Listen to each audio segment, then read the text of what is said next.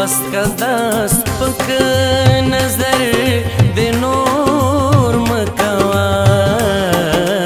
بس کدا سپک نظر د نور مکوا د بے وسه رات پیغور مکوا د بے زه به انشاءالله تعالی د دې ډېرو جنکو نه ما ویډیوګانې هم کړي دي چې هغه اکثر پکې جړلي هم دي زه ګورم هم نه بیا زما سترګو نه هم اوښ کېږي بالکل ولې نه نو بس مړه الله دې ورسره الله به خیر کړي بلبل صاحب زړه مه وښئ او ژوند د یو مصیبتونو د یو تکلیفونو نوم دی او دا زموږ دپاره ازمیښت دی زموږ دپاره او د دغې خلکو دپاره اول د پی ټي وي نه مې سټارټ اخیستی دی او داسې شعبه بني چې هغه د شعبې سره کومه واسطه لري هغه ما پرېښي لکه ریډیو فلم ټي وي سټیج هر یو کې ما کار وکړو خو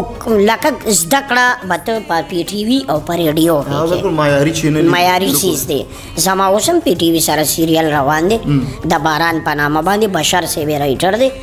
او نثار خلیل او جانزیب دی پروډیوسران دي بل سیډي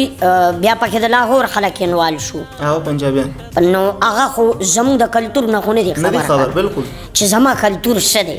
ښکلې خبره نو کلتور زموږ خلکو دې خلکو تباه زما د کلتور دپاره یو پښتون رایټر پکار بالکل پښتون رایټر زما د کلتور نه خو هېڅ نه دی خبر هغه به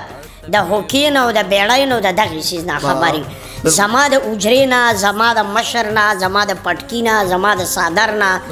زما د واسکټ نه زما د باڼیچغ نه زما د بلورو نه زما د ثقافت نه دی خبر دا زما ثقافت دی دې نه دی خبر بالکل هغه ته نه دی خبر حالانکه که ته سوچ وکړې نو فنکار د ملک سفیر دی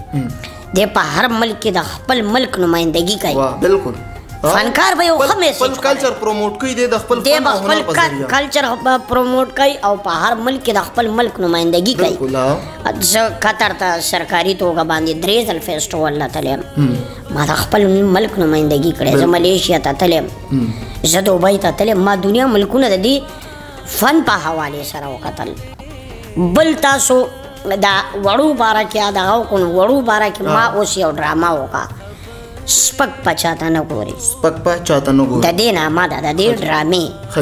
چې هغه دا خلک وګوري نو کیدای شي دی کې لږ شعور پیدا شي کې کاسټ کې څوک مطلب ستاسو د واړه کسان دي نه نه نه یو زه وړوکی یو بلال بابر دی راسره خو لکه سبجیکټ دغه دی سبجیکټ مې ټول دا دی چې معاشره ما سره څه کوي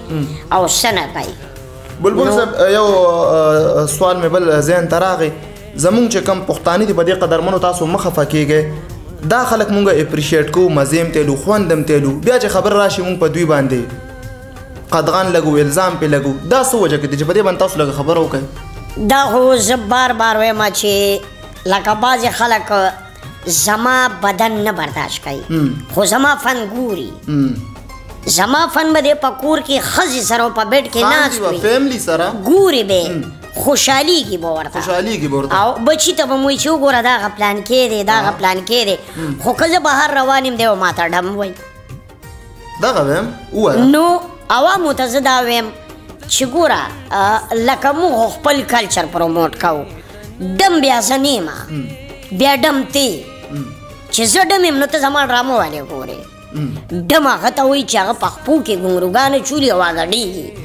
ډم هغه دی مونږ هنرمند یو مونږ فنکاران یو دا کابل والدي دی فنکار ته ډېره خشته نامالي هنرمند قدرمنو دا فنکار دا هنرمند د ده نه بغیر زما معاشره نیمګړې ده او دا د معاشرې ضرورت دی